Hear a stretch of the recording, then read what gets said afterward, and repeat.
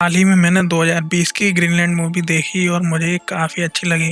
तो मैंने डिसाइड किया इसका सीक्वल ग्रीनलैंड 2 द माइग्रेशन भी देखी जाए, जो पहली मूवी की कंटिन्यूएशन है। इन भाइयों को नहीं पता तो बता दूं कि फर्स्ट पार्ट में एक इंटरस्टेलर कॉमेट क्लार्क पृथ्वी से 2 दिन में टकराने वाला होता है, जिससे अर्थ की 75% पॉपुलेशन खत्म हो जाएगी, जैसे डायनासोर के साथ हुआ था।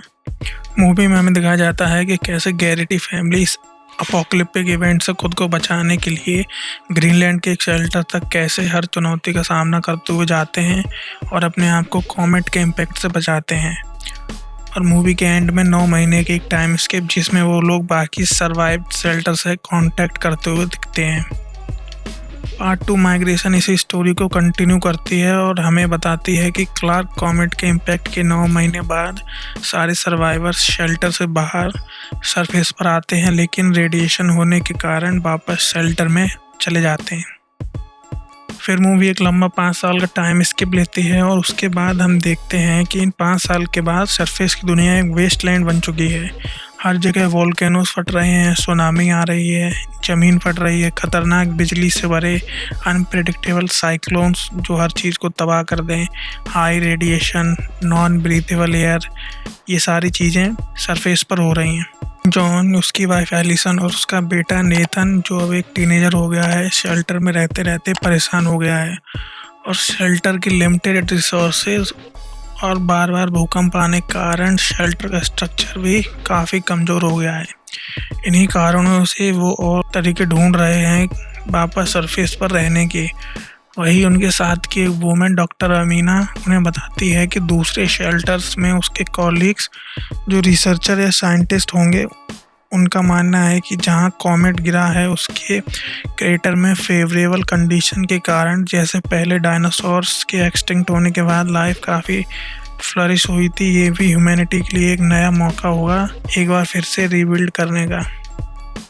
और एक दिन एक बड़े अर्थक्वेक ने पूरे अंडरग्राउंड शेल्टर को तहस नहस कर दिया, जिस कारण एक बार फिर से गैरिटी फैमिली एक नए शेल्टर की तलाश में निकल पड़ते हैं। मूवी की बात करें तो अपने पहले पार्ट से काफ़ी अलग डायरेक्शन में जाती हुई लगेगी। मूवी में इतनी इलॉजिकल इनकन्सिस्टेंसी प्लॉट होल्स हैं कि एक टाइम के बाद बोर्ड फील करेंगे।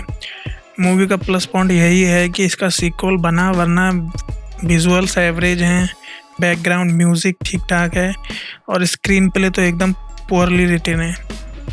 मूवी देखते हुए ऐसा लगेगा कि फाइनल डेस्टिनेशन जैसे इवेंट्स इन तीनों के साथ हो रहे हैं और ये जहाँ जहाँ जा रहे हैं नेचर इनको रोकने की कोशिश कर रहा है। मतलब आइलैंड से बोट में बैठते हैं तो एक बड़ी सुनामी आ गई, लंदन में मीटियोर शावर में इनका ड्राइवर मर जाता है, घाटी पार करते हैं तो ब्रिज टूट जाता है, मतलब everyone is dying except them. Script इन तीनों को छोड़ के बाकी सबको एनपीसीज या लगेज की तरह ट्रीट करती है जो उनके साथ लगे हुए हैं। ऐसे ही एंड में एक जर्मन बंदा अपनी बेटी इन्हें सौंप देता है और कहता है कि इसे भी क्रेटर तक ले जाओ और मेरी फ़ोटो एक कमांडर को दिखा देना, वो तुम्हें सेफली एक वॉर जोन से बचाते हुए उस क्रेटर तक पहुंचा देगा। एक्टिंग भी काफ़ी वीक लगी, वो इमोशन जो फर्स्ट फिल्म में थे वो मिसिंग थे। नेथन का कैरेक्टर भी क्रीपी से लग रहा था, no development on his part.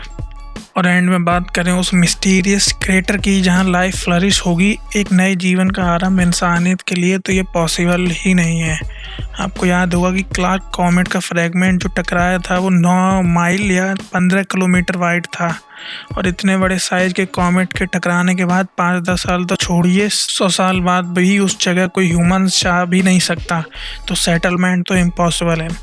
माना कि ये मूवी और कॉमेट फिक्शनल हैं, पर लॉजिकल थिंकिंग भी कोई चीज़ है कि नहीं। Okay, that's enough from me. आप भी मूवी देख कर आएँ और अपने ओपिनियंस मुझे बताइए। Thanks for watching.